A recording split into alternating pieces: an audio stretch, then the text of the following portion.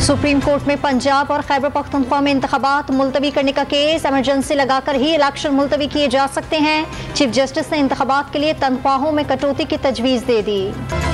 हुकूमत का अदालती इस्लाहात से मुतालिक कानून साजी का फैसला, अज खुद नोटिस का इख्तियार चीफ जस्टिस के बजाय फुल कोर्ट को देने और बेंच तश्कील करने के लिए चीफ जस्टिस का इख्तियार महदूद करने की तजवीज़। अदालती इस्लाहात काबीना इजलास में पेश की जाएगी।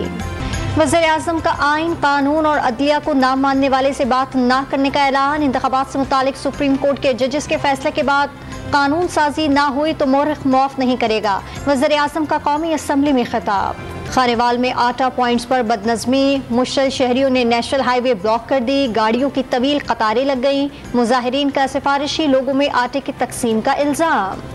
और अतारद, ज़हरा, मरीख, मुश्तरी और यूरेनस चांद के करीब आ गए। पाकिस्तान में आज गुरूब आफ्ताब के बाद नज़ारा वाज़े तौर पर किया जा सकेगा।